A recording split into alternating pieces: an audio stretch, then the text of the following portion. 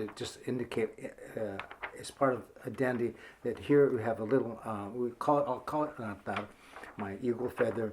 And more importantly, I think in terms of identity, my parents, my morcajete from my mother, the knife, which you may not be able to see, but I'll show right here, is my father, who's a farm worker and a bracero, and he unfortunately died when I was young, when I was 11.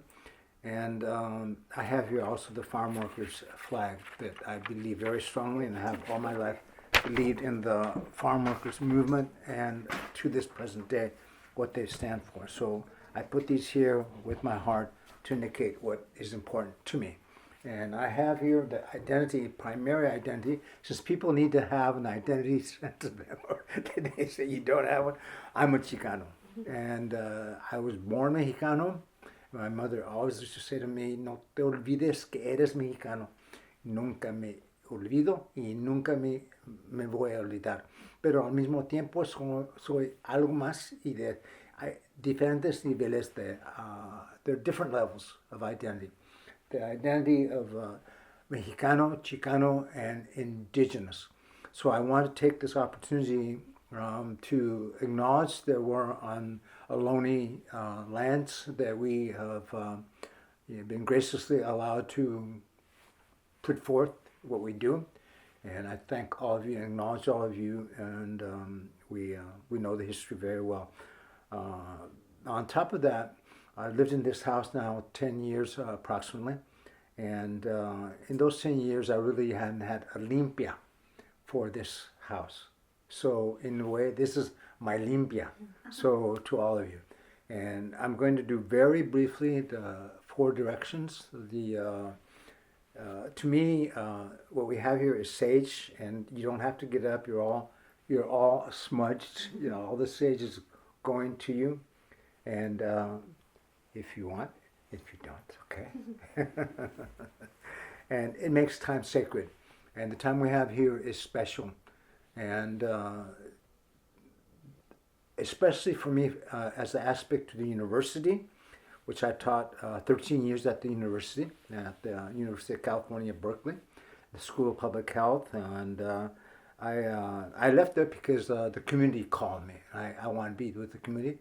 I was with the community first, and I think we will be talking about that, and the questions I'll be answering, I think will relate to that, what's been done.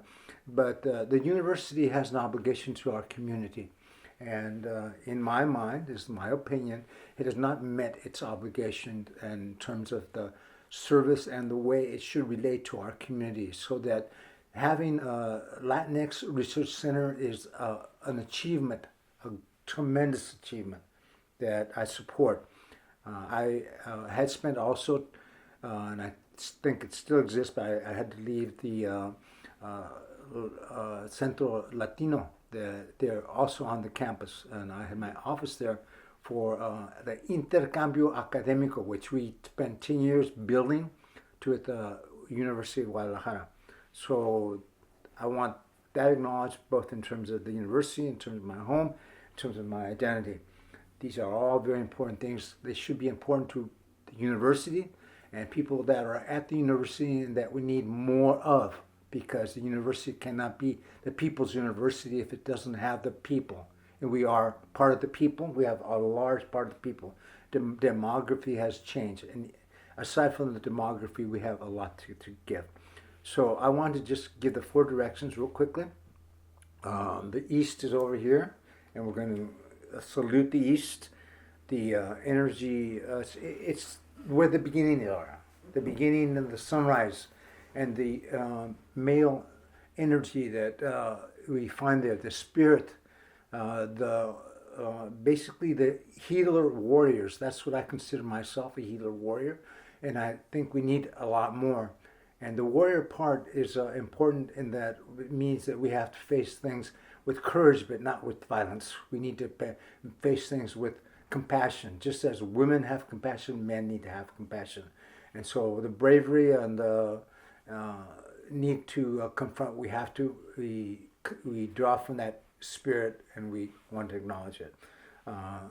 I'm going to go right to the other side, the west, the sundown, which sometimes looks like dark, but actually it's so many mysteries.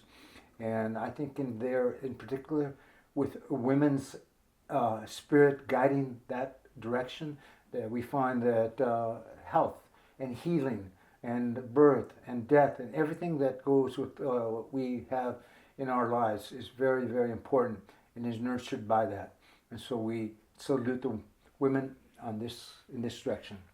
And this direction, cardinal direction, is I think the south. I didn't bring my compass, but I'm pretty sure it's the south, and that's youth.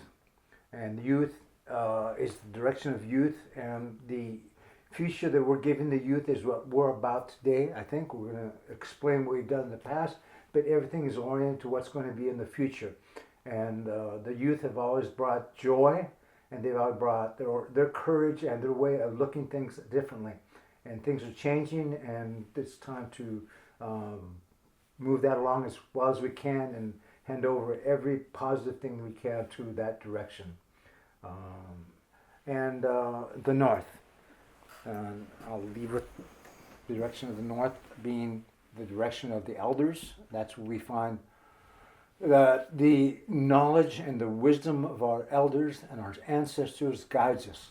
And that's why history is important. This project about gathering the history isn't just about the fights, battles that we've had and the things that are known of, but are not as significant as the lessons that they taught us, that we win despite the fact that we're opposed, and that the energy of the elders has got us through that, and we wouldn't be here if it wasn't for all the elders before us.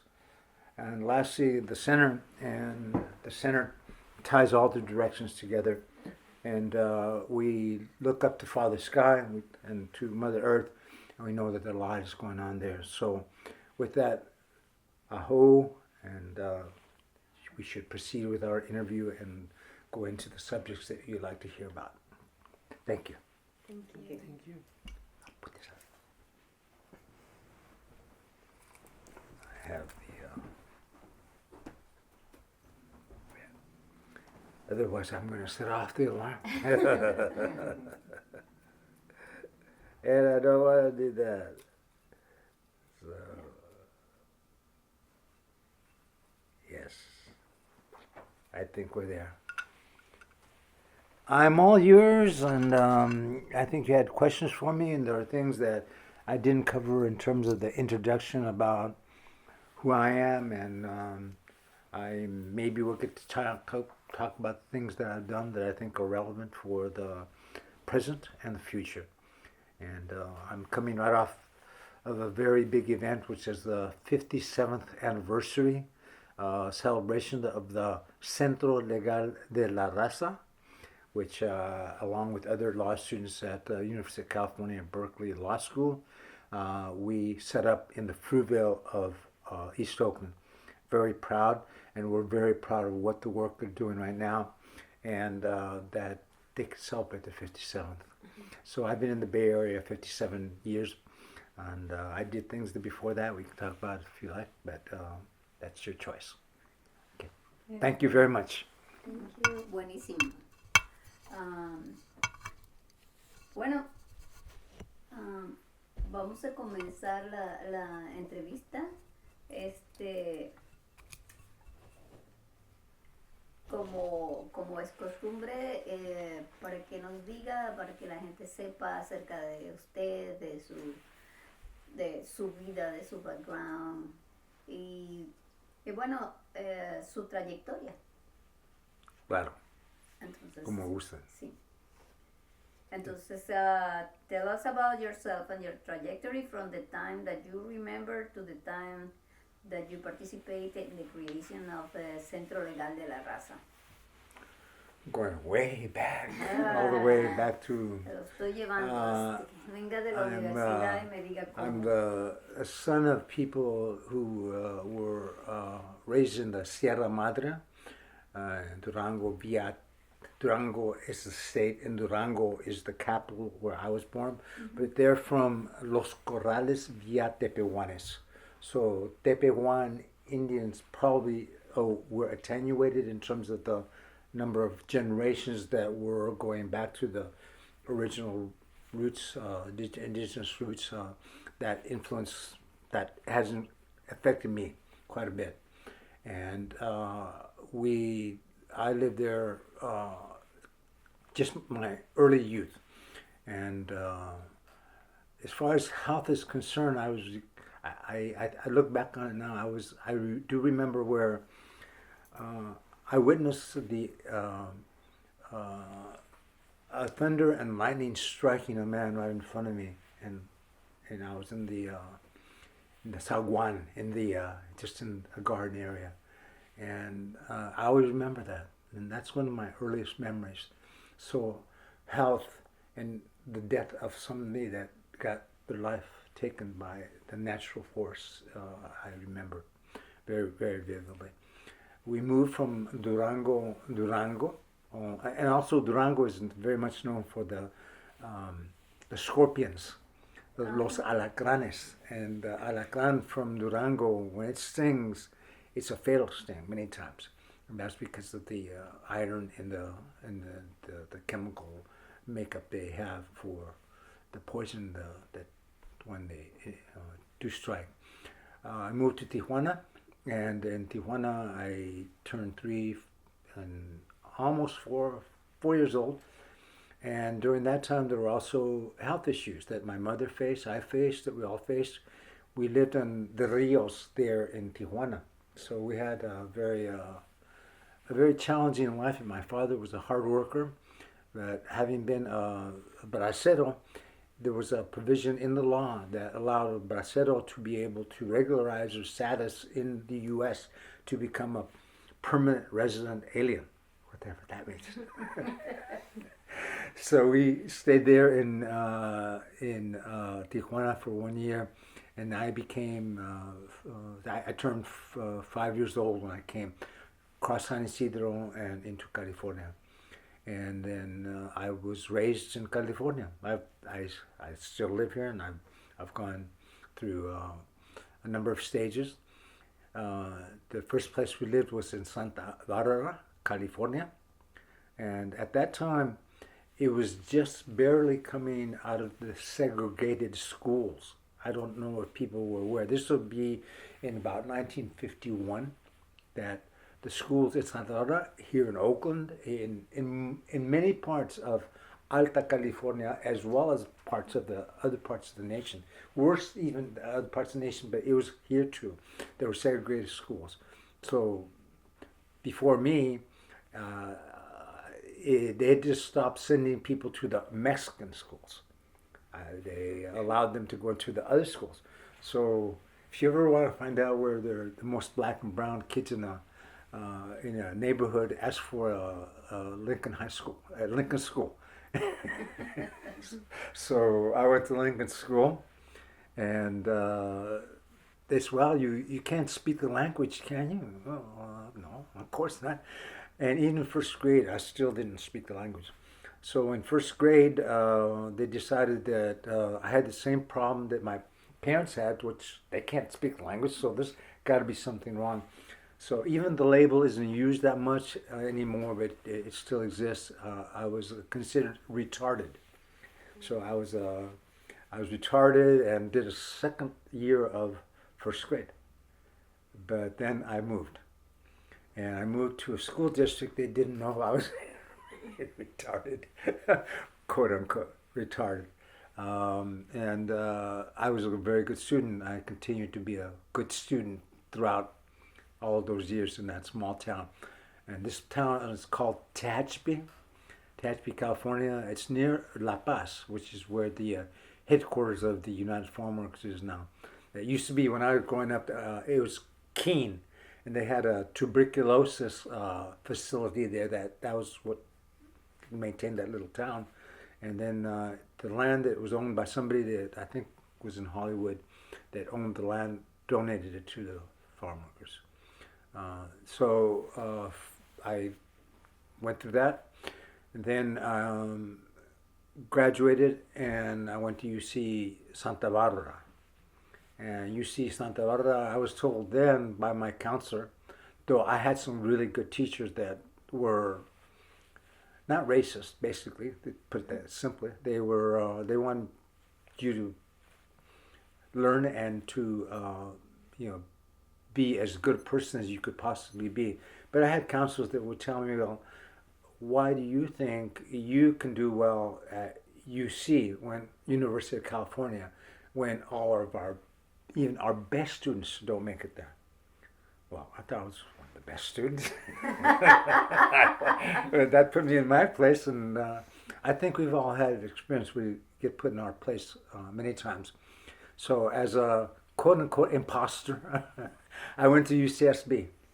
And at the time, and I think this is important perhaps for other questions that you might have, there were no Mexicans enrolled that would identify as Mexicans, and there certainly were no groupings. So you would say that UCSB in 1965, there was 0. One. Mexican that identified. This is a campus then of about 14,000 students. And everybody thought it was a party school, so if you go there, you're going to, it still is a party school, actually. But it's also distinguished itself in other ways. And okay, I will mention, we organized, there were enough of us to organize, and we created the United Mexican American Students Organization. That was when I was a junior, going my end of my sophomore year, going into my junior year. And I met a number of people from throughout the state that were part of the movement. And the movement was the Chicano movement. We were enough that there were enough of us to be able to form an organization and to make our needs known, and also demand that we get the respect that we needed and we thought we weren't getting adequately, which is not to say that it was a totally bad experience or we were not succeeding. Many of us were succeeding, but we weren't really recognized. And so out of that movement, we finally decided we'd become more assertive of our identity to demand what we wanted and needed, which is more students. So we went out and recruited students. We had the Educational Opportunity Program. It was fairly new, and it began to concentrate on bringing not only African Americans but also Mexicans and a lot of other people. And so we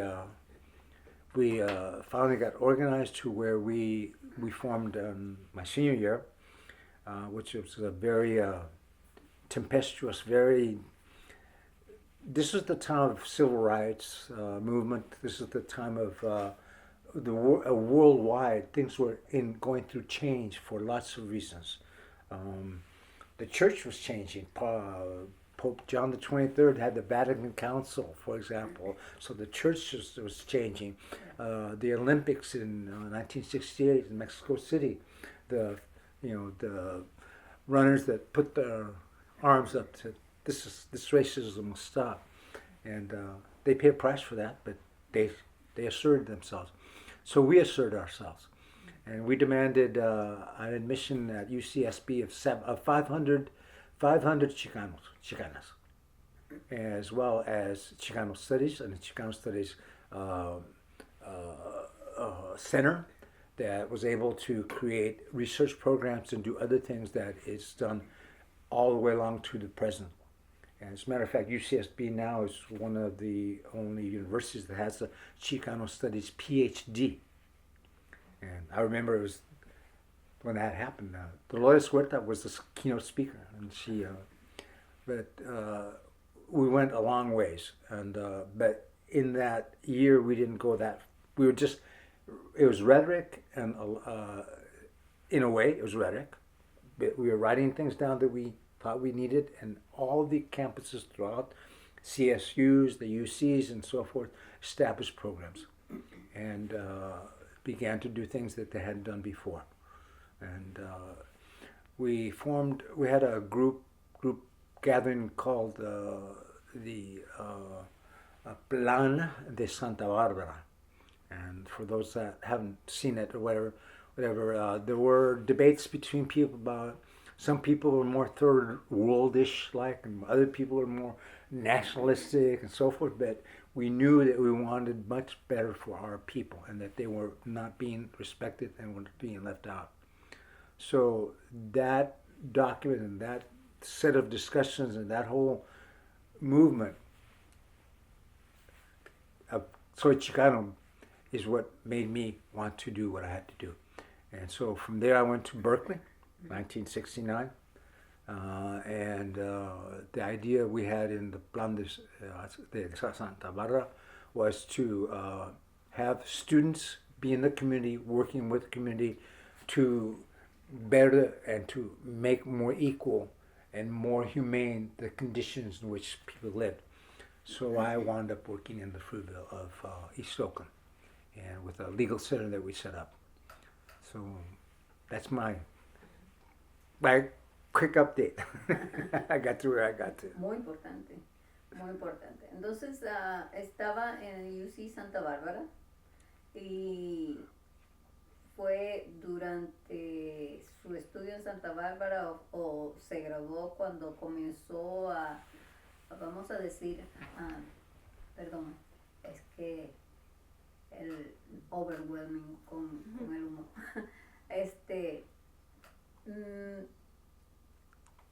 Reformulo la pregunta. Diga. Si fue después que se graduó que comenzó a ver cómo comenzó, cómo fue su incursión en eso que se denomina Centro Legal de la Raza, cómo fue la creación de eso. Dígame. Y yo también, adding on to that question, what made you want to go to law school? Okay, well, I hadn't really thought about it, just like most people in undergraduate schools, and I decided I liked history, I liked political science, and I like economics, like all those areas quite a bit. And so I started looking at what would be the best alternative for me, and we had a lot of interaction really with the administration there at UC Santa Barbara.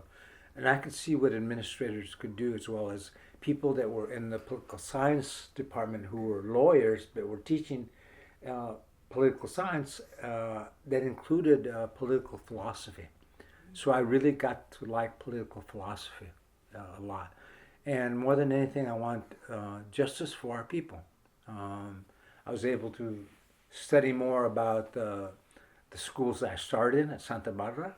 And I found that even though we'd gone from Santa Barbara, schools had gone from being segregated at one point, which is the worst, I guess, worse thing than when I started, but they never really did very well, even when they weren't segregated. They were not producing the results that we needed to be able to be in the pipeline to get into the schools that were there. And at that time, the state legislature actually had a real commitment. They had a plan for everybody to be able to get an education despite the economics.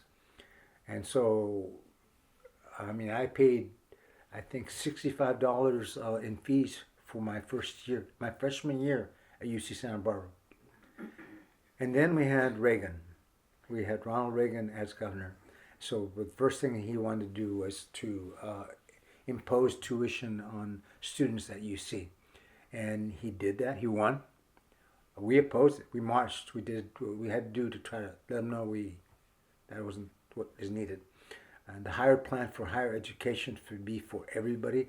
And there were legislators that believed that very strongly. Legislator by the name of John Vasconcelos, for example, out of San Jose.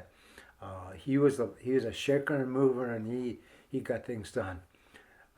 But as time went along, and as time has moved along, the amount of money that the state legislature, state tax money that it puts in to support the university has gone down, and went instead to the prisons, among other things. So that's where we're living still today.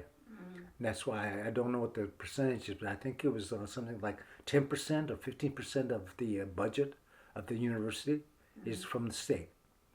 And so when I started, there were new campuses, and it was about 89% funded by the state.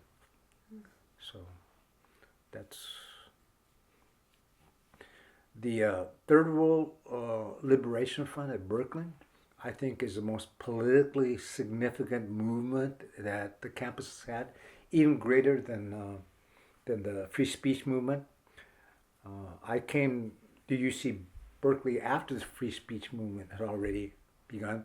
People's Park, I lived just a block away from People's Park. So my first year of law school, I always went to class with tear gas, tear gas shaking out of my clothes. I wasn't doing it. I wasn't because I was demonstrating. I was just trying to get to class, but they didn't want you to get to class. But the university was changed a lot. University of California, Berkeley. San Francisco State had a very historic, long-lasting. It lasted longer than the Berkeley strike, and they changed USF. SFU quite a bit, and the person they put there as chancellor was completely against what he's more like what we have now in the upper levels of administration or the administration all the way to the federal level. Very right wing, very anti. He was going to show them. He's going to show us our place. The ones that spoke out got put in jail, got beat up. So, but it changed the university a lot, more than I think people realize anymore. Because they don't talk about it. I don't hear it mentioned as often. But Chicano studies came into being at Berkeley. But there's supposed to be a third world college. That was the objective. That was the demand, and it was not met. It was always put into outside the College of Letters and Science and into its own smaller units, and it's still at Berkeley still that way. Santa Barbara has done, I think, a little bit better, and other campuses, the UCLA finally, I guess, did better. So that was good, and the numbers began to change. Now that you have the numbers in the what is this, Hispanics serving institutions, that's 25%. You have to get that number. And of the UC campuses, I think there are 6 of them. I think Santa Cruz, San Diego, Davis, I think. Urban. Berkeley was close to it, but not. But nearly 25%. And talk about, numbers. Look at Merced. Do you know what the number of the percentage is in Merced? You have to be higher. It's about 60%. Wow. Yeah. 10% less. So I've lived through a period as it has to do with the university from going from what I thought was 0 to those numbers, and being part of that, I would probably be part of that, and being part of that to me meant going to the community to do service for the community, even while I was in law school. I was still a student, and that's how I got involved with the Centro Legal de la Raza. O sea que ya el Centro Legal de la Raza existía antes de que usted no lo fundó. Era una organización que existía previo a usted. No, creamos de... ¿Cómo fue eso? Completamente es creación con la comunidad, gente en la comunidad, con los estudiantes que estaban aprendiendo más acerca de cómo usar la ley. Y yo decidí usar la ley más bien para asuntos de salud, que la desigualdad, the inequality that existed in the flatlands of Oakland at that time. 1969 was enormous, and so that was an that was injustice, and that's what I wanted to do something about. Pero puede ser un poquito más específico. ¿Cómo fue que se reunieron unos estudiantes para crear un centro con la comunidad? ¿Cómo fue eso que se crearon así nada más y Bueno, se reunieron? ¿Cómo fue esa historia del We would, Centro Legal de la Raza?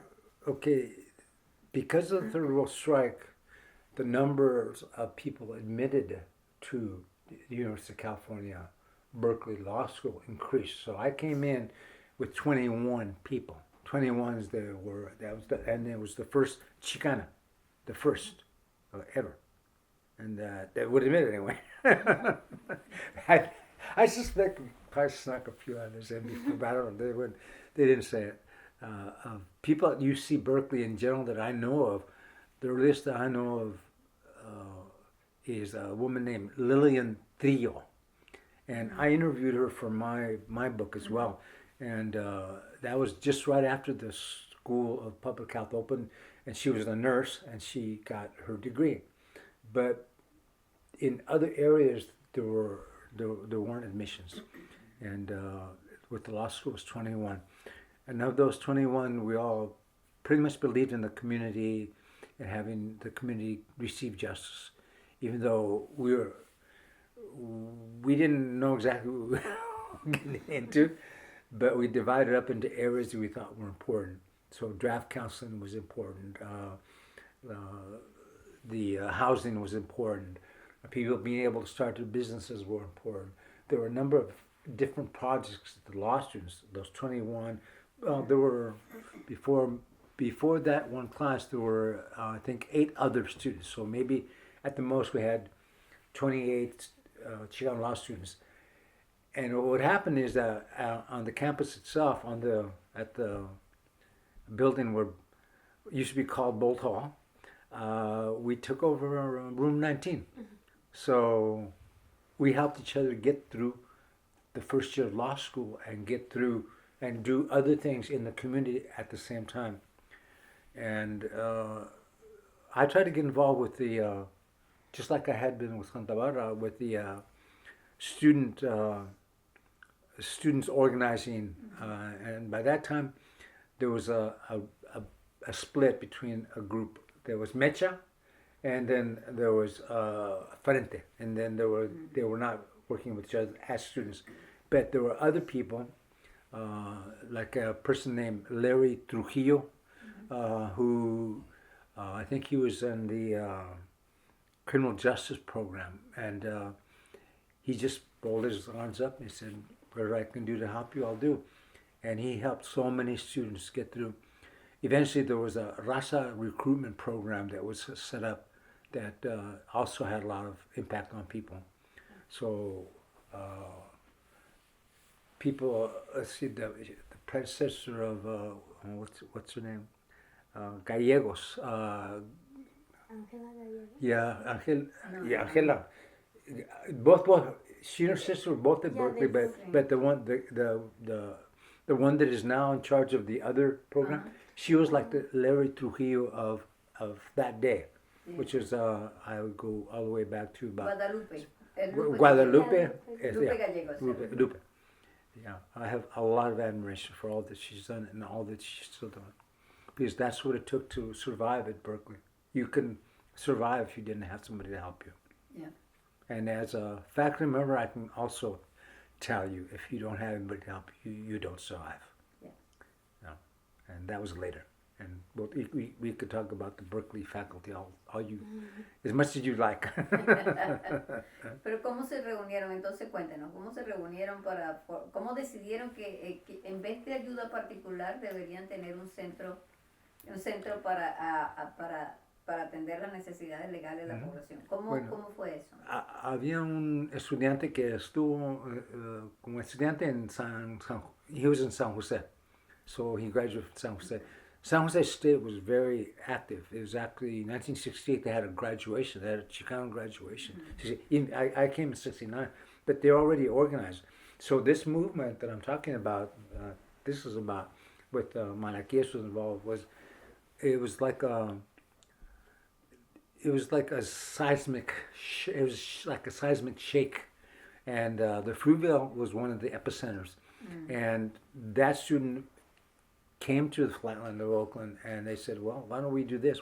Why don't we do that? And there were people in the schools and in the community that said, yeah, let's do it. So there were surveys that were done, there were things, and of course it showed that people had no access. So access is what I became, access to health care, to make things more humanitarian, more in keeping with our needs, because people weren't getting their needs taken care of. So it wasn't very hard to find people, you have to first convince people that you're for real. You're not just a student out there just, just telling them what to do because you're a student. You had to earn your stripes. So we'd have people that come in, we'd have, for example, cons. They weren't the ones that were in the community all the time, but you were tested every single day. And then there were people that were just saying, I don't think you can do it, but give it a try. And it just turned out that we did it. And we didn't know what we couldn't do. And we didn't have all the tools that we needed, and we didn't have any of the support from the faculty at the school. They never came out, ever. So we had two or three lawyers that were in the community that worked with us. And we got involved more and more, and it kept going. Of course, up and down, but it kept going. Sí. ¿Y cómo fue su primera cliente, vamos a decir así? No es cliente, pero la primera persona que utilizó los servicios del, o sea, las primeras. ¿Cómo fue? Bueno, si hay una anécdota de alguien. Yo creo, primero era para una clínica. There was a clinic, it was a well child clinic. Okay, so the county is doing well child exams anyway, so we said, come and do them here. We have space for you. So they came, the children came, but they were never well. It turns out they were sick. So then we went to talk to people at Children's Hospital. So then there were doctors at Children's Hospital that said, well, since that's the situation, we'll do more. Then eventually we got some of those, when they finished their residency, and they came and worked for us. Especially three pediatricians came and just directly worked with us. Two of them were conscientious objectors. And they came because it was either go to jail as a war resistor, or go someplace where you can have a conscious objector service approved, and we were able to get approved to do that. And I wanted to come back to that when you get to it. I don't know that people are aware that the draft is back. That by December of this year, based on the awful law that Trump passed, selective service is coming back fully. So everyone that is 18 is going to go through the draft this year, 2026. We had the draft back then, 1971, 72, 73, being sent to Vietnam. So here we are again, back to where we were. So we got conscious objectors. I was a conscious objector. David Hayes Bautista, who I was gonna, this is our Chicano Boom book. He's a co-author. I have a few dog ears in there. He was a conscious objector. There were six of us. Roberto Vargas, he was a conscious objector. So we said we are not going to go to anywhere else and kill. We'd rather serve our community. And so that was one population. And the other population really was Planned Parenthood. A lot of the women started coming to the clinic because to get service from Planned Parenthood. And it's the same thing there. I said, well, there are these services, but these women need more than that. What can you do so that more women can be served? So we went looking for more resources to do that.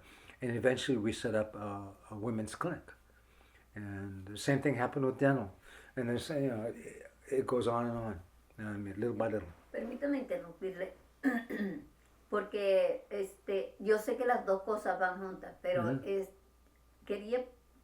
mi pregunta era, en el centro, en la creación del centro legal de la raza, porque tengo entendido que así comenzaron, ¿verdad? Yo dejé el centro legal de las razas, otra gente quedó allí y yo me fui a la clínica. Es solamente yo. Ok. Entonces usted ayudó a comenzar el centro legal de la raza y luego se fue a la clínica. Sí, hubo un comité que estaba, estaban bien informados acerca de las necesidades médicas y de allí vino la idea de empezar una clínica. Y mi respuesta como era como su abogado, pero estudiante, you're crazy. It's the most complex thing, and how can you do that? And they said, we don't care, we'll try, and we did. And well, I can talk more about the complexities that followed, but people came out of the woodwork. People in the community started coming to say, we like this, we like that. We had some people that say they were druggies, for example, and even they would ask for, I need a get sober pill. We don't have a get sober pill, but if you consider this and that was, we started looking at the needs there. There were abused children, and so we started a mental health program. Specifically started first like trying to have the police not be the ones that were called to a home to be the first contact when there was child abuse. It was a serious problem, so even the doctors, and they have to report, it's a mandatory reporting. And so the idea is give mental health workers an opportunity to talk to the family, see what unity or what there is that can be done constructively rather than just locking up the father, for example, and taking them out of the house or breaking up the family. And that was happening. So little by little, things like that began to happen. Okay. Y bueno, ya que entramos en materia de la clínica de la raza, la clínica de la raza. Entonces, ¿cómo fue que se reunieron cómo es el papel de usted con el señor, no sé si Castro estuvo de comienzo, pero él estará en el libro también. Sí. Y Hayes Bautista, ¿cómo se conocieron? Hayes Bautista era el primer director. Ajá. Él se fue a UCSF, a la escuela de medicina, y mucha gente que como la escuela de ley tenía un grupo, también la escuela de medicina tenía un grupo. Se llamaban CHE, Chicanos in Health Education.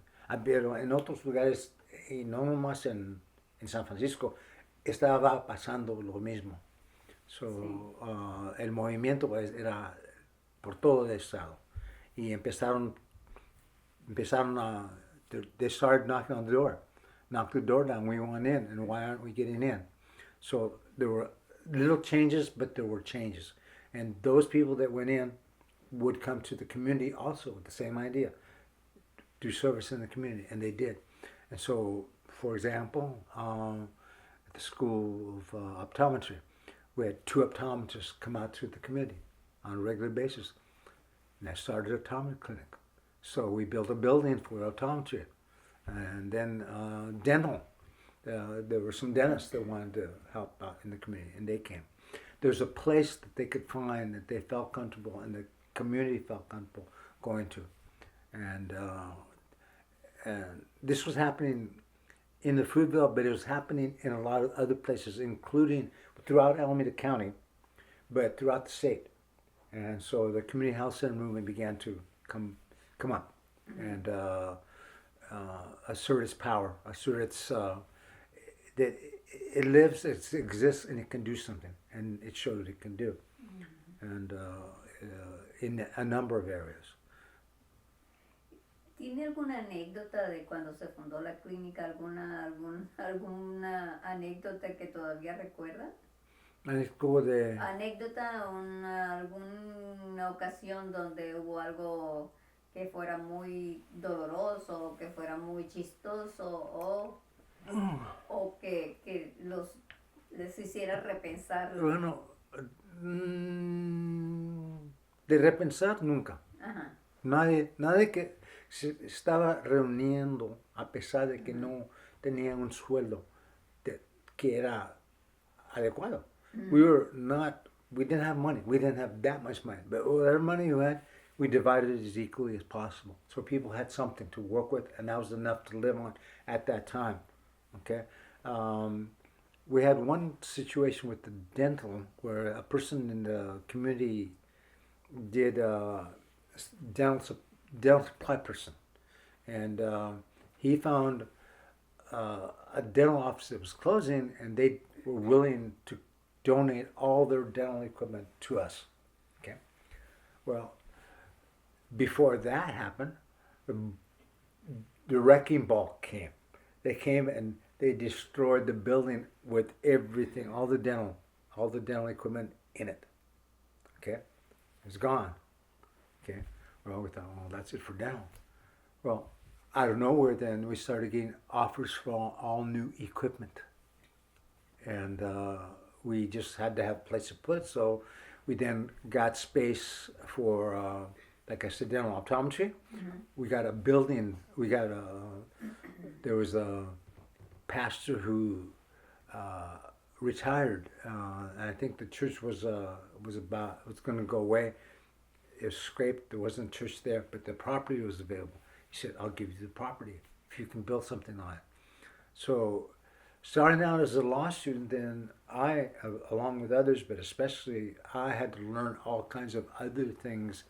I like property law, for example. I didn't have a problem with that, but I'd never done development of a building. I've never had to supervise that along. So I learned. I had to learn, and we all. That's the way it's been. It was with everybody, and like we had Jane, for example. There's all kinds of things that we had to learn about that we didn't think we'd ever have to learn about, and still be activists.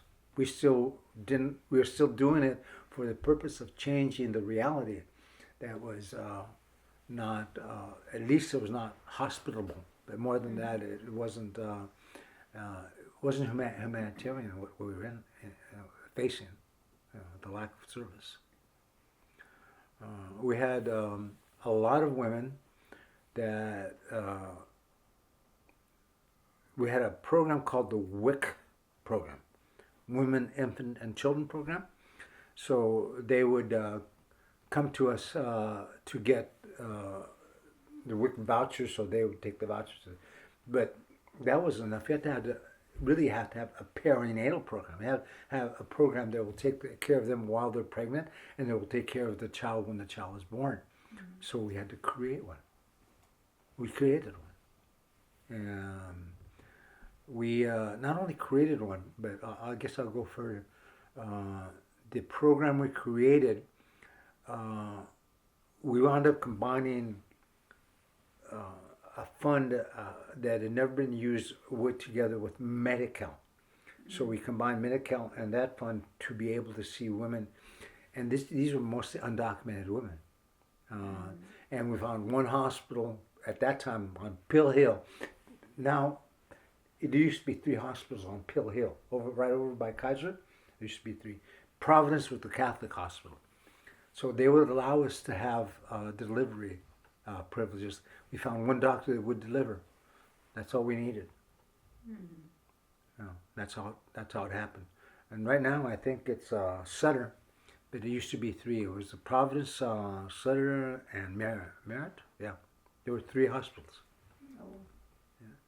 So in every case, what it takes is you have to talk to a lot of people, and we didn't have the phones, and we didn't have as much of it. Was you had to talk face to face constantly. And my nickname at home used to be Junta Joél. Where's Junta? Where's Joél? Está en una junta. That's the way it is now. You can talk to people you relate in a different way, and without going into a lot, that raises some concerns for me right now, because a lot is going into AI and doing mental health service on the phone and on the screen and like that, and the human element was hurting. So the human element was very important for us in terms of that you had to meet with people in person, face to face, and you don't get as much of a chance to do that anymore, from what I can tell. But by doing that, things built up. Then there were other communities, especially in Alameda County. So you're just gonna let me talk? I'll talk all you want. That had the same needs we had. So there was a clinic, health needs. There was a clinic in Berkeley called Over 60s Clinic, and it was organized by a group called the Gray Panthers.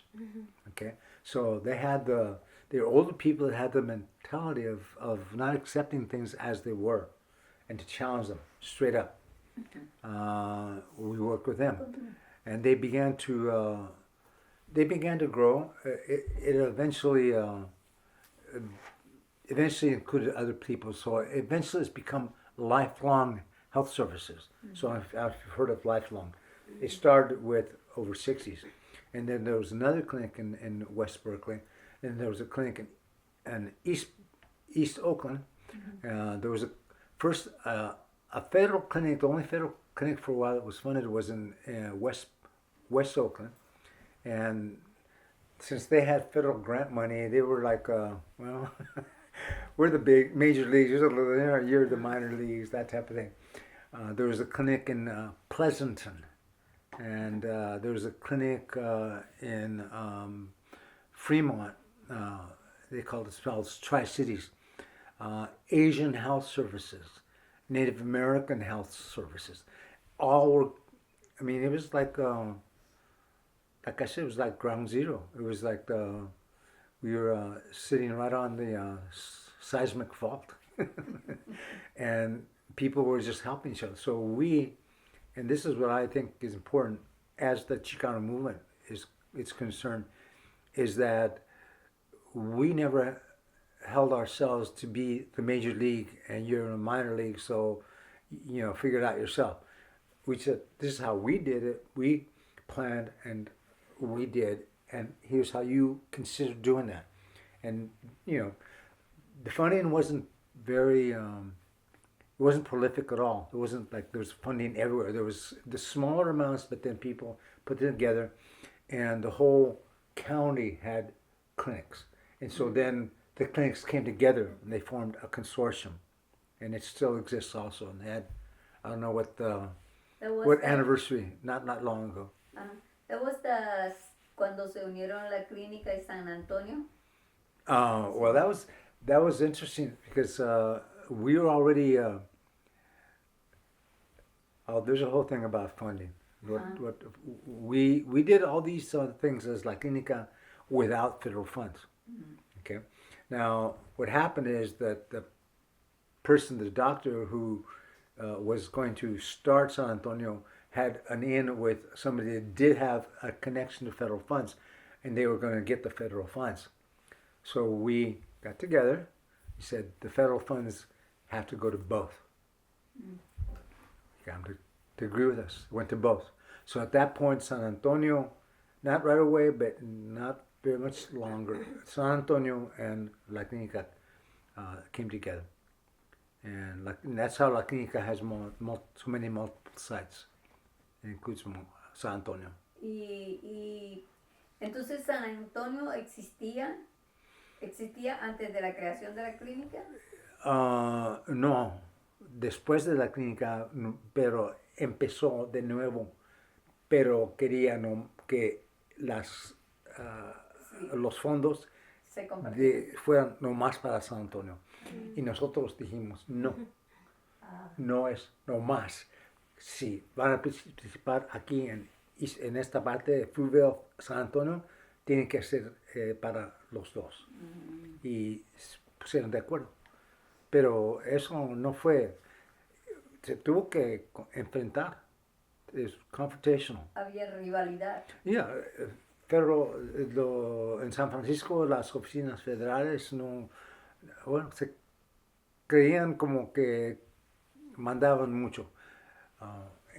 Empezaron las clínicas con la atención a áreas rurales, so migrant health centers. Ese era de Kennedy, Robert Kennedy era muy aparte de eso. Y entonces después en Neighborhood Health Centers era parte de la OEO, de las guerra contra la pobreza, war on poverty. But there weren't that many clinics at first. And then it started to grow. And then they started to see that there were more health centers, and they put in federal funds. And that's now there are, I think, about 11,000 federal sites and about close to 2,000 different organizations that are federally funded. In California, there must be, I think right now, we're seeing like about 6.5 million people a year throughout the state in community health centers. And I think that's over 1,200 clinics. It's a lot of clinics. Muy interesante. Eso no lo sabíamos. Dígame una cosa. Entonces, usted ya más o menos lo nombró. ¿Cómo fue? Porque todos esos fueron años muy agitados donde los Black Panthers y movimientos sociales como movimiento chicano, movimiento de Union Farm Workers, estaban trabajando y todo el mundo estaba dedicado a una causa. Entonces, ¿eso cómo influyó? Bueno, había organizaciones. There were a lot of different organizations, and Black Panthers were very much their strongest and their most expertise, and I respect it a lot, was really their cultural, political impact through the media. They would march, they would demand, they would confront, and then, of course, they got a huge backlash. So if you're going for, let's say, that was the FBI then, was in particular was after them. But if you're confronting power and they don't want you to confront them, you got to fight that. You can't do services at the same time as you're confronting them as much. The ones in the Black Panther part of it did the services were the women. Women set up the breakfast programs. They set up the food programs. They set up the clinics. There was once a George Jackson Community Clinic off of what is Martin Luther King now, Martin Luther King Jr. It lasted about 3 or 4 years, but then it didn't. So they were active in a different way, and they did a lot. And I think in the Chicano community, there were groups. There were Black Panther, there were Brown Berets, but not that many. And there was a Revolutionary Youth Party that again was making a lot of statements, but didn't have service programs per se. They were really trying just to shake up the system. In Fruitville, there were other organizations that were involved with economic development, with kind of keeping, there's a group called Comejas that was very active in getting newspaper information out about movements throughout the world. That affected the politics of the area quite a bit. There was another organization that was involved with Narcotics Education League. It was involved with basically dealing with drug problems that were affecting the Chicano community a lot. And there were some information centers. For example, the Spanish-speaking Unity Council, it was more an economic development and construction of buildings. That's what they were into. But we got along together. There was a little bit of friction sometimes. For example, when we started La Clinica, Unity councils wouldn't give us wouldn't give us equipment that we were hoping to get typewriters or we'd get a filing cabinet or something. And they said, well, no, you guys you gotta prove yourselves first, okay? So we proved ourselves, and then afterwards, we were together. There were educational groups, Comité Educativo, for example, and they'd been organizing for a long time, and they began a organization called Centro Educativo, and they also had a program that our kids were in that dealt with preschool. Centro Infantil de la Raza. And so there was movement on all levels at that time, and then there was the cultural and levels that were going on. There were regular every summer there was a Dia del Barrio, and I think like Sheila E. and before the Escobedos became as well known, they're performing there. I'm not sure about Tower of Power. I think Tower of Power performed one time, but there was a lot of celebration, a lot of good joy, and there were also groups that organized around police brutality. There was a young man named Benavides, and he was shot basically it was a shotgun shot to the head. So Barlo Benavides. So there was a lot of organizing around that. Then, and the people that were involved with service were also involved with groups that were involved with that. Then we had one after another ballot measure against us. 187, Proposition 13. Proposition 187, I think you know about, do? Yeah. They were trying to take everything away. This was it was then ex-Governor Wilson, who graduated from Berkeley, by the way. Shame on him. He thought, just like Trump did this time, that attacking immigrants and attacking undocumented would be the political means to get ahead. Yeah. So he tried that. That was what 187 was all about. And then 209, anti-affirmative action.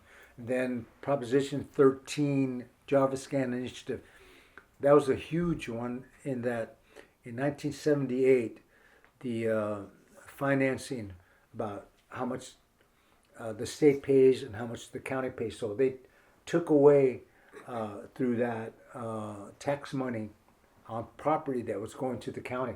So the county then had to turn to the state, and the clinics had to were in the middle of all that to keep from being defunded. If they're being funded by the county wasn't going to fund anymore, then they're in trouble.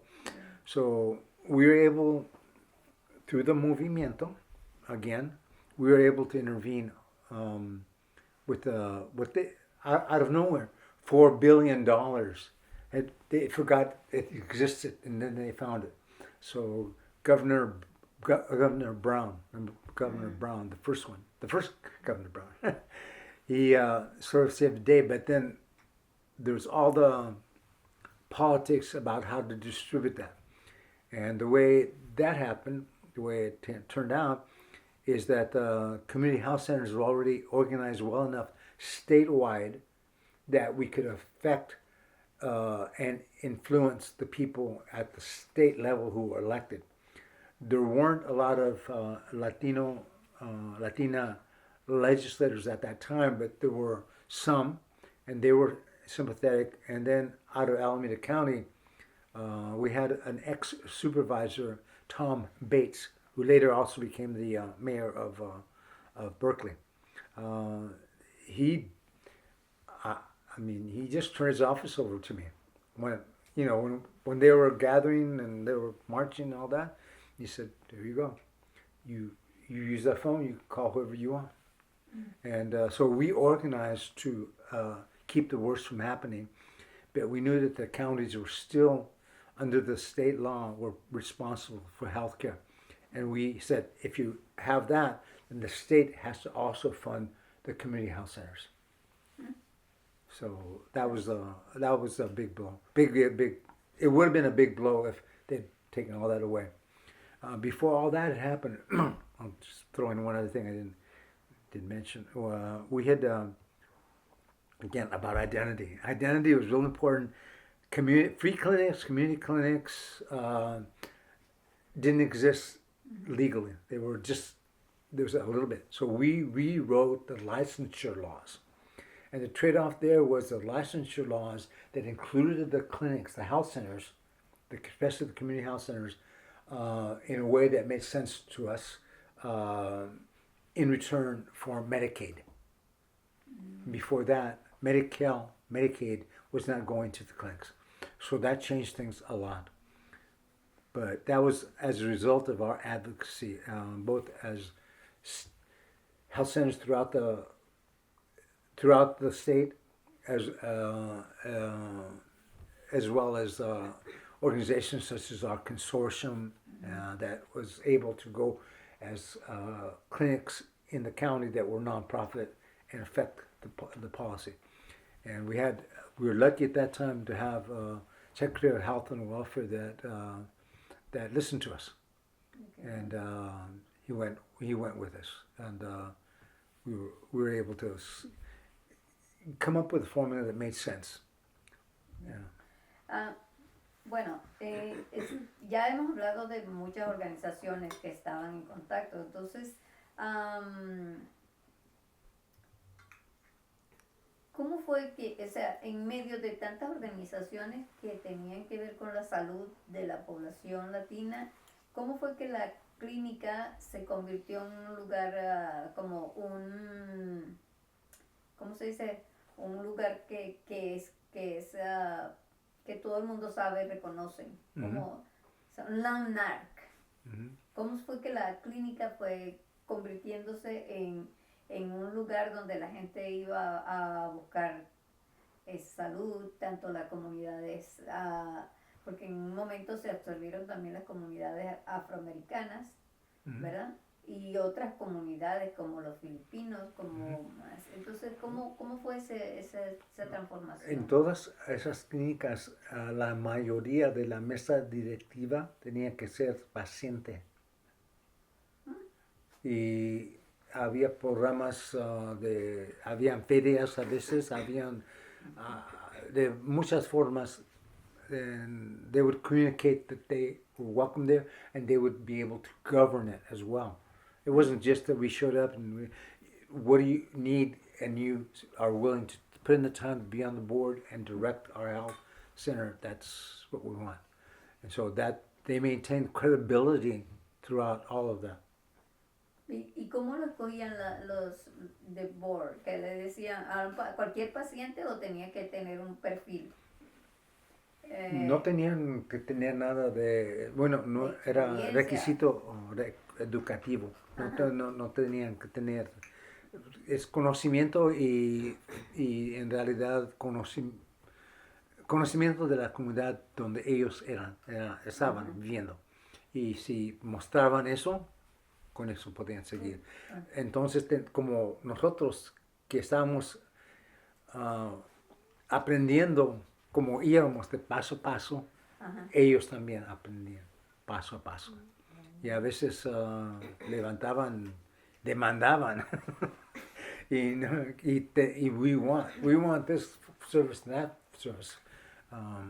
For example, with Asian Health Services in Chinatown, they had their offices in Chinatown, and one of the biggest problems they had in Chinatown was that people were getting hit by cars. And that was a health problem, really. I mean, it isn't just a problem of a narrow kind, but it's more than that. And so they were able to mobilize to talk to the city council and the people that were running the city as to what they wanted. And they changed it so it became more regulated. I think they have cross streets now that are much safer than before. That's an example, and in a way that's a result of work that the clinic did. the Asian Health Services. But there were other Asian groups that existed that they had relationships, so there were coalitions there as well.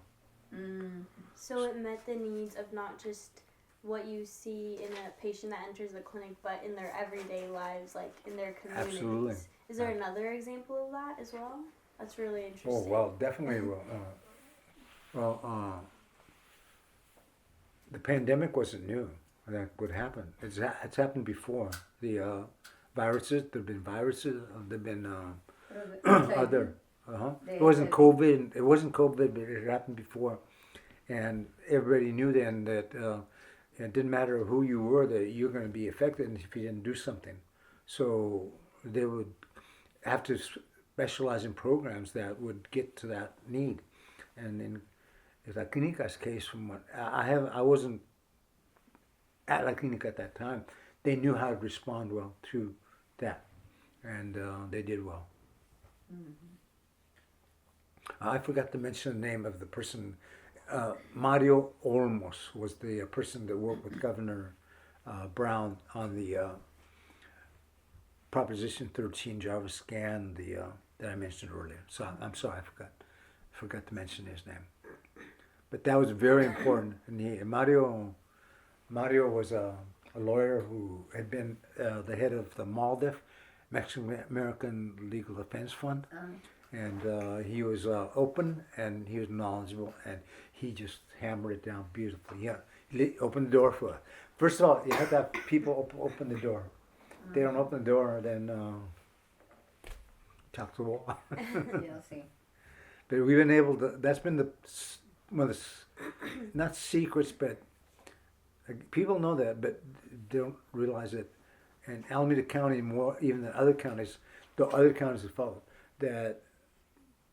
Even though we had to break the door down to get into the supervisors, there were people that were willing to open it up. And Tom Bates was one of the first. After that, John George, other people like that. And I can go through the names. But as it changed, the health centers always had the door open to them. You come, you want to talk to people. And it's not just, your words are important, but then your concepts and the solution that you're offering has to make sense to them. And you have to understand how they're funded as well. So, yeah, in many ways, as I see myself, as I've seen myself with my careers, I was an insider, outsider. Like, I was always outside. I never worked. I mean, at the University of California, I guess I would be insider that way. But in nonprofit world, I was on the outside. But I never played down the knowledge and skills that people on the inside had, and you talk to them in a way that you don't disrespect them or put them down. Because if you do that, if you disrespect them, they're not going to do anything for you. Yeah. And if they're the ones that have the decision make, they're making the decisions, then you're not going to get anywhere. So we have managed to, over the years, and now the current Board of Supervisors, I think has changed a lot from what I saw recently. And they're very sensitive to health centers and to basically the people need that we were concerned about. They haven't solved all their problems, but they don't say they come last. And they used to be last. Here is una pregunta que es, what were the biggest challenges faced by implementing La Clínica? But I wanted to change it to say that, to ask, what continue to be the biggest challenge for La Clínica de la Raza?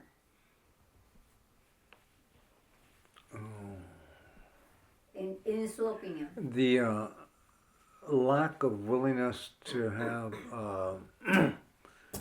compassionate policies. Before it was always no, always just forget.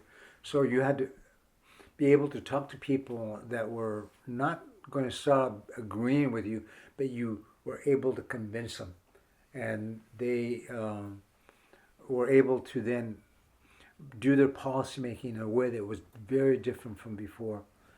In Alameda County, we've changed policy makers a lot without necessarily being inside for example, Jane, she's she goes to the board of supervisors. So, I mean, they have open arms, and there are a number of people like that that were in the Chicano or in the Chicano movement or other movements like that, because we're not nationalistic.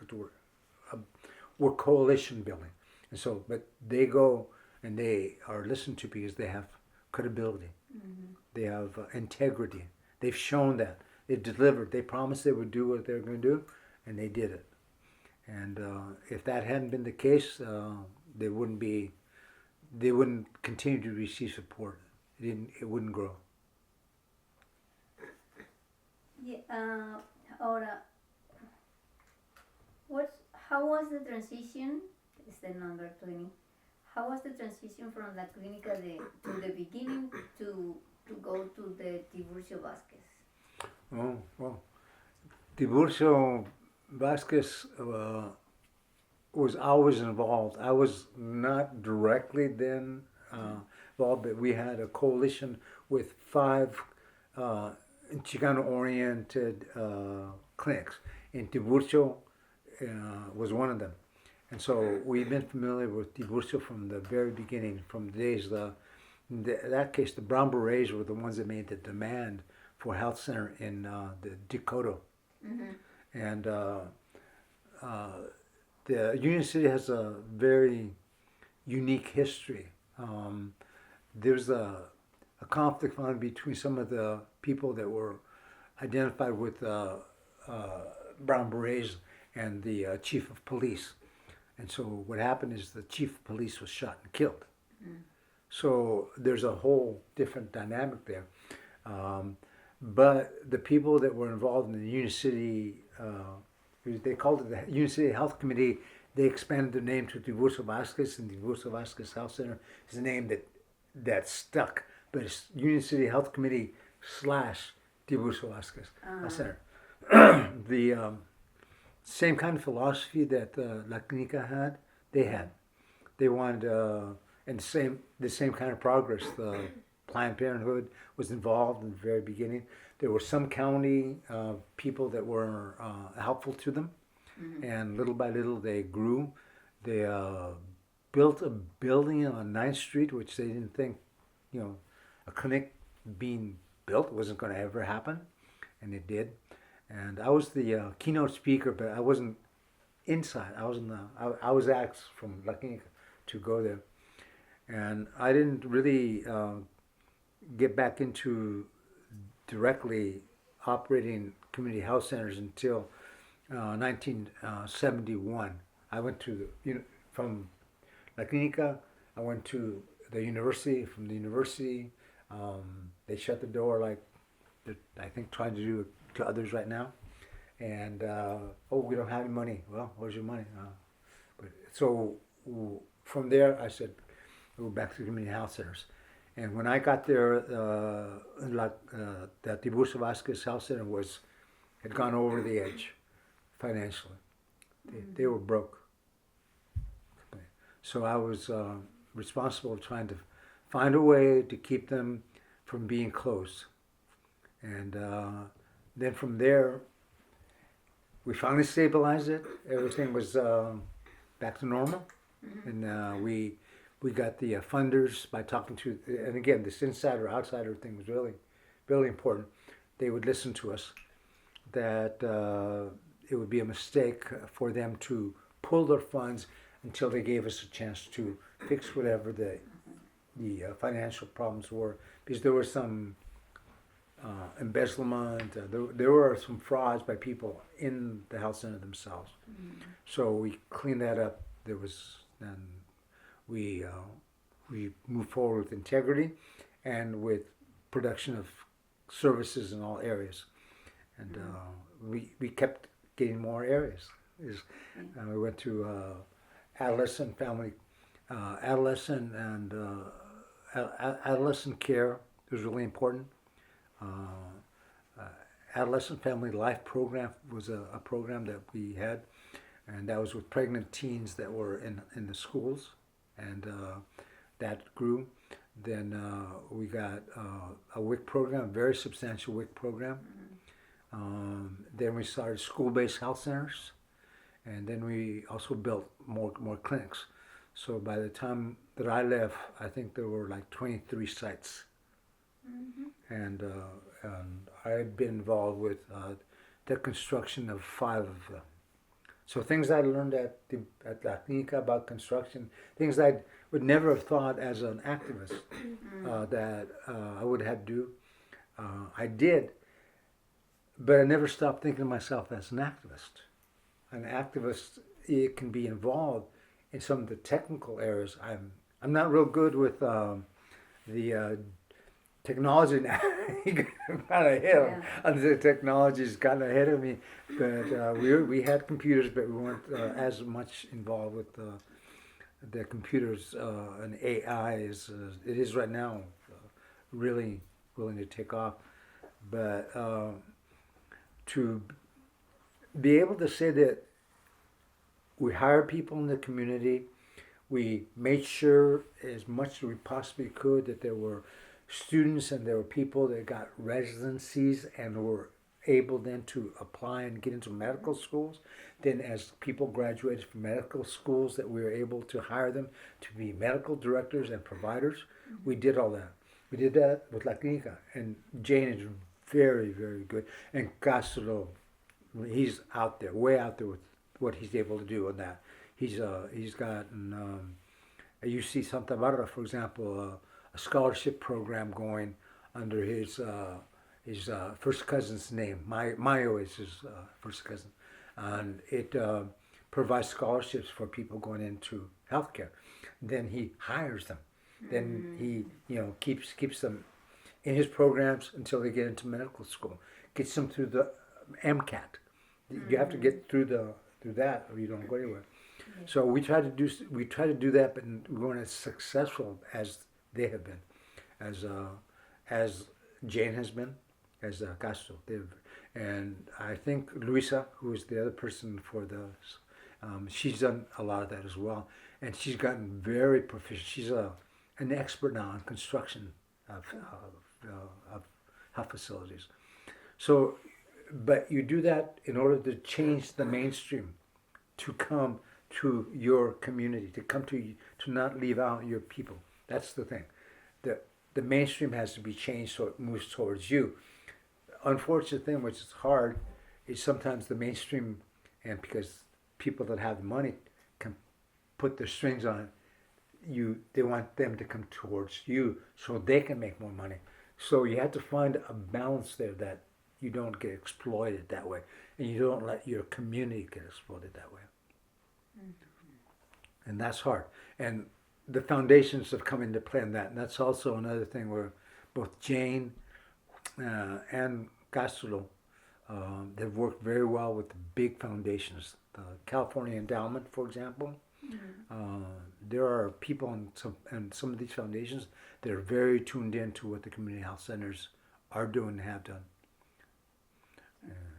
And I think now somebody like Javier Becerra, okay, he knows a lot about clinics. And his wife is a doctor, and she has a lot of knowledge about clinics, health centers, and federally qualified health centers, which both the San Antonio clinic after merged into La Clínica. La Clínica then kept finding other, at the national level, there's a national association, and they kept finding other levels for there to increase support. And so right now they have a bill which they're concerned about, but they hope will get funded. And it's multi-billion-dollar bill for health centers. So all that time, including the Affordable Care Act. What the Affordable Care Act really is the way to keep community health centers alive, to meet the needs of people. So the community ACA, the Obamacare, and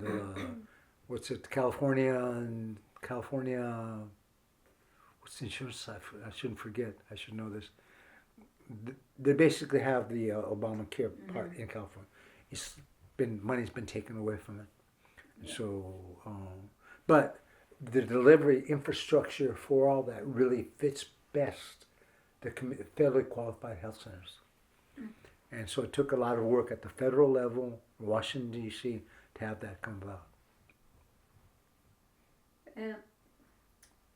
¿Tienes alguna pregunta ahorita? Porque estamos terminando con este cuestionario. I think right now would be a good time to talk more about Chicano boom. Do you think so? Mm-hmm. Is there anything you particularly want to share or highlight, especially that? Well, the same things that you're about, yes. ¿Cómo inició la idea del Chicano boom? ¿Cómo se inició la idea de crear un libro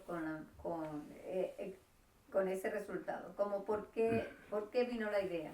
Dr. David Hayes Bautista, Castro de la Rocha, myself, Diana Bonta, well, we all got together and we said, well, the story for what we've done and in fact how we've changed the mainstream.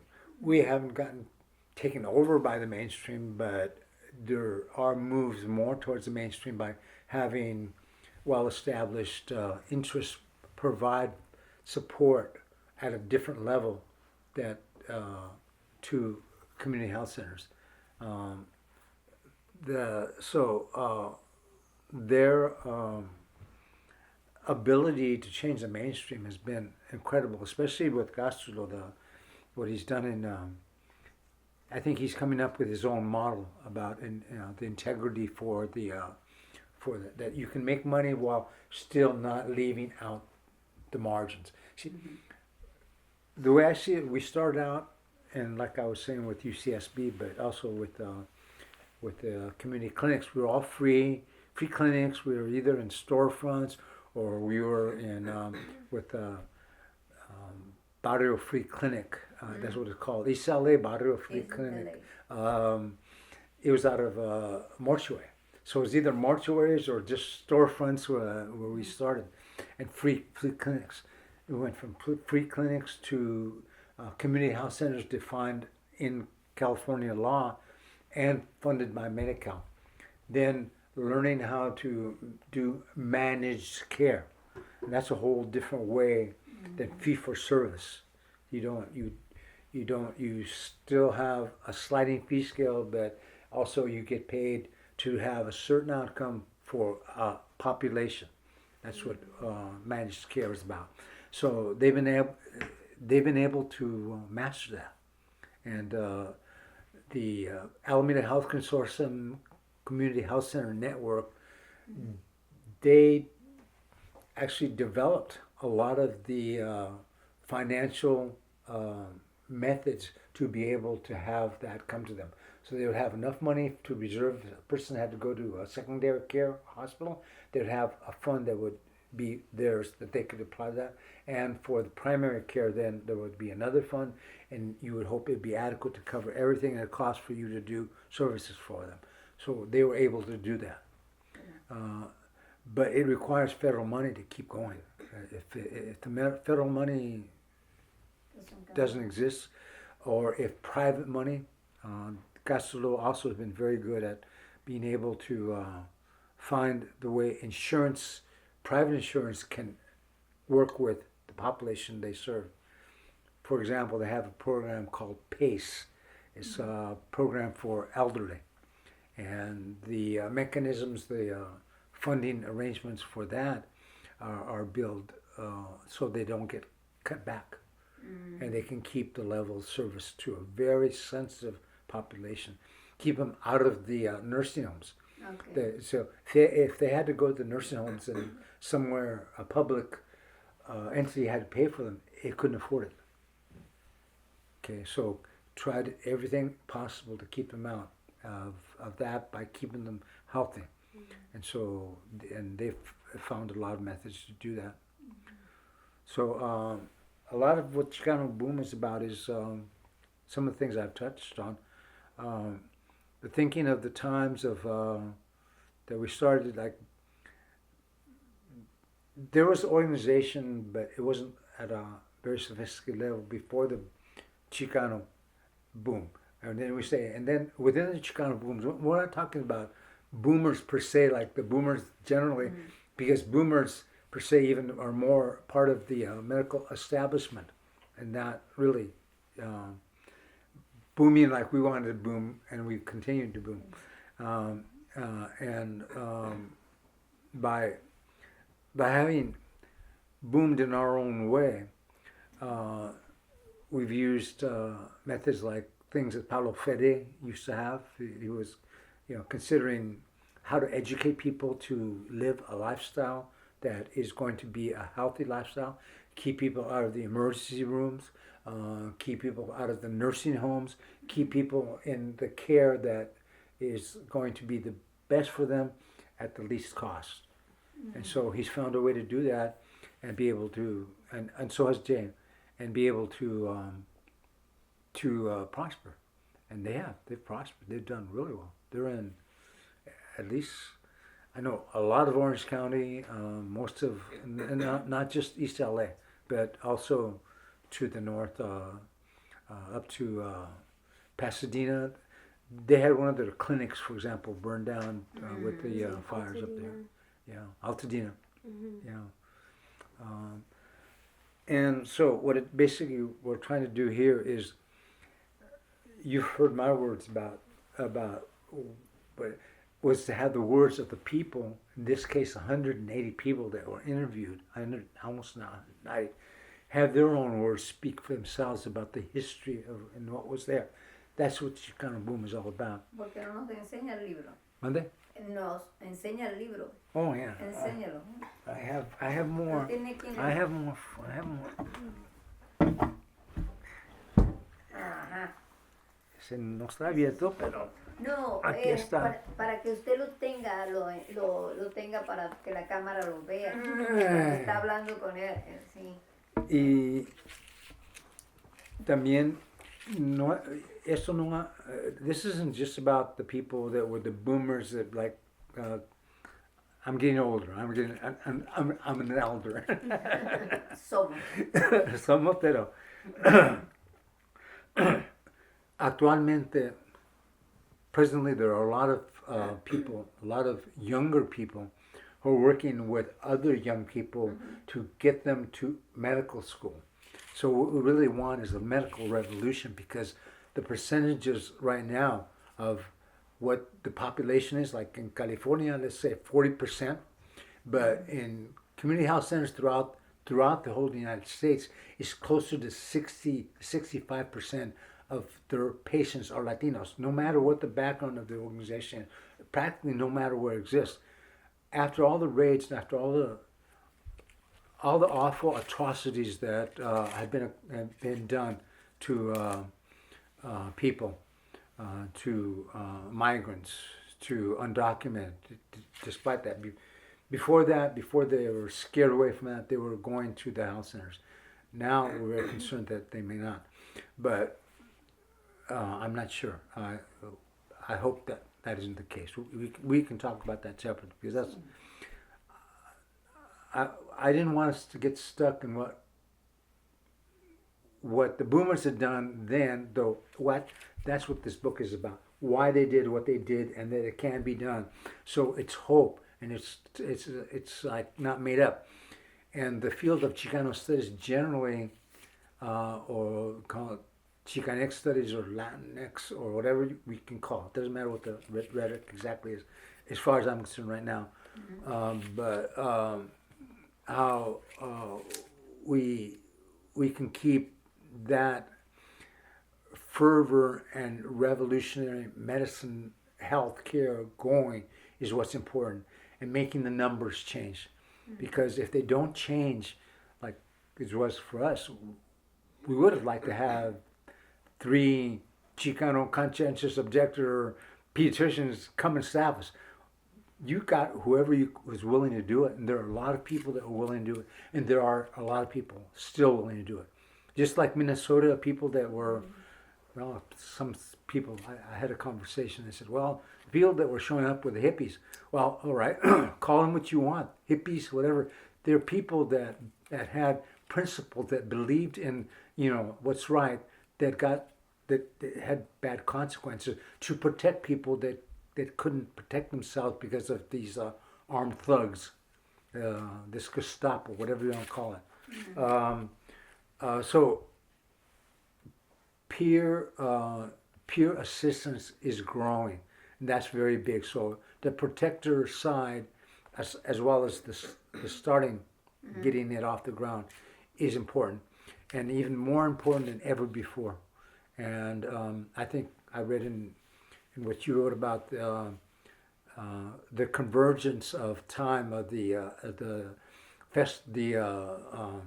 what was it, Easter and all that. Of the three religions. Right, the religions, and now for the Antichrist to go after the Pope. Yeah. Okay, that tells you something very profound, that this immorality has to be defeated. Yeah. And so we believed that then in certain ways, but it was not. We weren't trying to draw attention to ourselves. We weren't saying read our words and we write them down, and we have our diaries and we have our books to read. But we have to before we're gone. And so that was what this was. 90 people that said why they were involved and how they were involved. So just appreciate that, to know that. And it was against odds. It was against, like what I said, when I told them, you'd be crazy to do a health center, to do health. Well, they weren't. They said they're committed, they were going to do it. They weren't crazy. They were motivated. So the young people and people of all ages right now being motivated to protect the most vulnerable amongst us. You know, that humanitarian instinct is really important. And among religions, I won't say a lot about it because it's a pretty complex subject.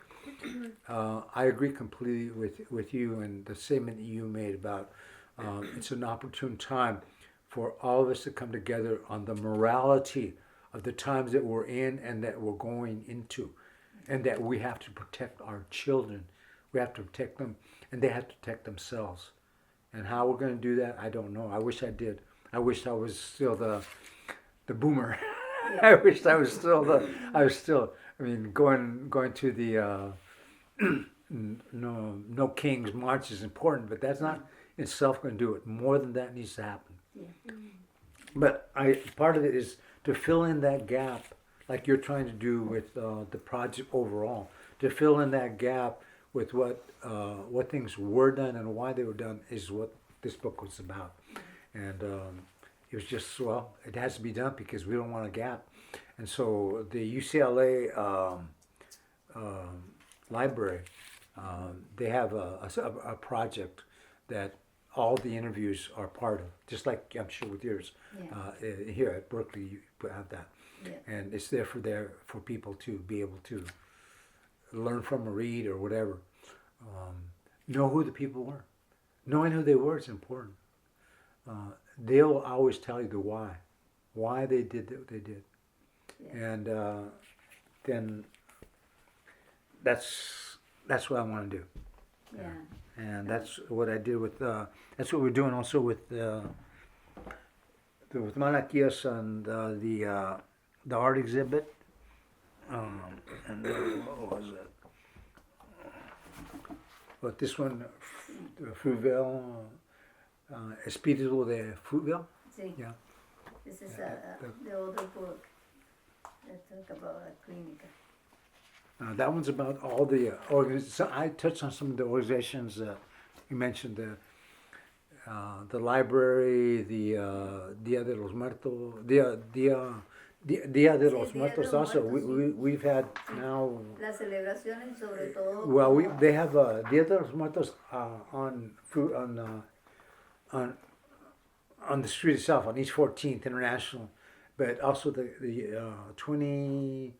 33 years running. You know, we've had a community celebration at the Oakland Museum of California. Yeah. So that kind of spirit is very much alive.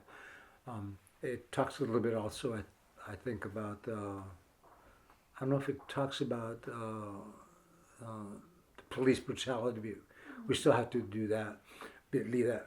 And we're hoping we won't have the police brutality through ICE. That's what it's really about now. So to tell you that we can do it, yes, I'm here to do that, and the book's here for you to read about and do. Sí. Iría, bueno, mientras usted busca ahí, me gustaría hacer una pregunta que es, si usted tuviera, y por eso estaba diciendo que, bueno, usted dice que no es Chicano Boom, pero todavía para nosotros usted es muy, muy boom. Entonces, si tuviera que pasar por crear un centro de salud todavía, ¿cómo se presentan las oportunidades y cómo se presentan los obstáculos para la creación de, si usted tuviera que comenzar, si tuviera... Sí, es más alta, sí. mucho más complicado que la idea que una organización no lucrativa pudiera hacer las cosas, cuando la realidad es que del nivel federal están amenazando organizaciones que se dedican a hacer los cambios que hicimos. Así es que no van a tener exempción, tax exemption. We could do it, we're tax exempt, non-profit. Y entonces todo lo que está pasando con la tecnología, cómo comprar la tecnología, cómo, no es que no entendemos, pero tenemos que ser, tiene que ser propio, uno tiene que tener control. Eso, la falta de controlar el futuro es lo que más me preocupa. Y empezando clínica nueva, sí han empezado. La última que se empezó fue Luisa, que yo participé, que fue en el Herrick Hospital. Y usamos a la directora, que era doctora Carmen Nevares. Le dijimos a Alton Bates que si no hacían eso, era lo que hicimos en términos legales, corporate abandonment. Wow. Porque si no saben, la historia de ese hospital es que es el hospital que todas las personas Afro-American women, las mujeres, iban a dar parto, porque no querían que fueran Alton Bates. Sí. Esa es la historia. Y que no hicieran lo que queríamos con la comunidad en general, incluyendo afroamericanos y los mexicanos, latinos, etc., que sería un problema. Y consideraron, Southern Health consideró algo, ¿ok? Se tiene que buscar recursos porque todo está muy caro. Al momento de Street Level Health Center, por ejemplo, no sé si han que fue Juan, ¿cómo se llama? Tenía el libro, Juan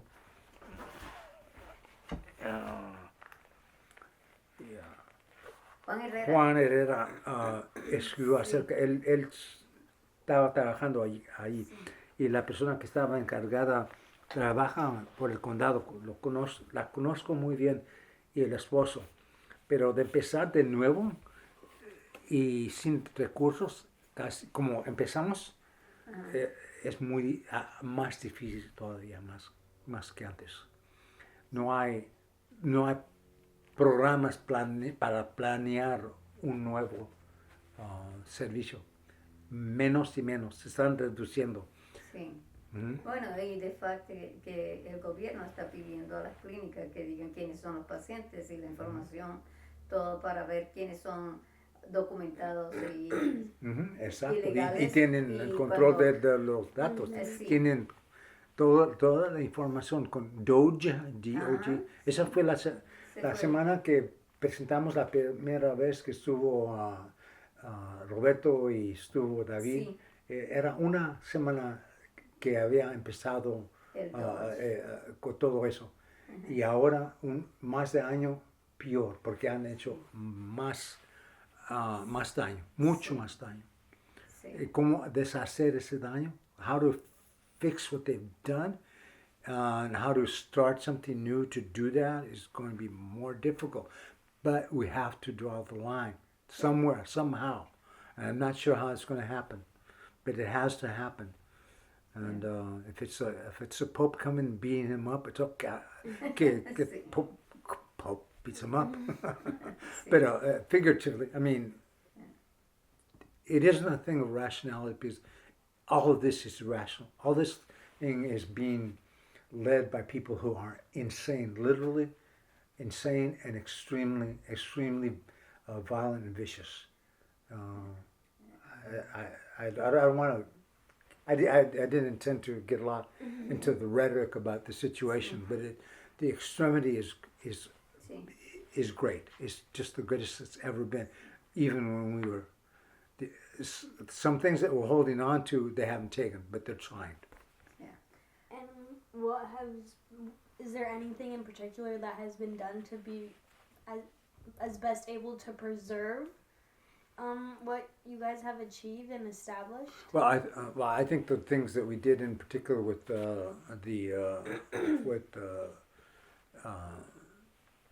with the play with the whatchamacallit, with preventing the spread of the virus, that was very significant.